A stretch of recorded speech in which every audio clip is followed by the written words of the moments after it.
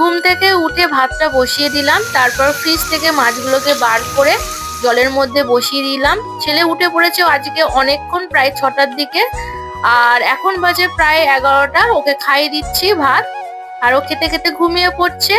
আর ঘুমিয়ে পড়ার পর বিকেলবেলা দেখি না প্রচুর ঝড় উঠেছে। আর তারপর ঝড়টা একটু থামার পর আমরা ছাদে এসেছি, আর এখান থেকে সমস্ত সবজিগুলোকে আমরা তুলে নিচ্ছি, লঙ্কা, টমেটো, কিছু শাকও তুলে নেব।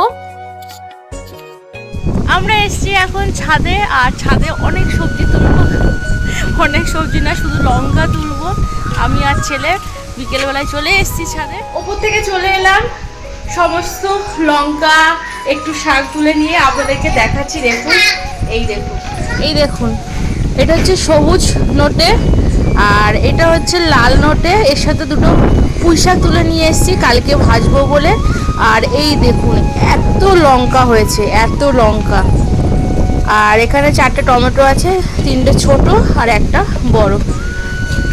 আর এই লঙ্কাগুলো কিন্তু ভীষণ ঝাল, এত ঝাল বলার মতো নয়, খুব ঝাল এই লঙ্কা। কি করবো জানি না, বুঝতে পারছি না, তবে ওই সবজির সাথে দিয়ে দেবো, ওতেই খাবো। আর এতে তো আর চপ হয় না, এটা আমি কি চপ করব এই লঙ্কা দিয়ে।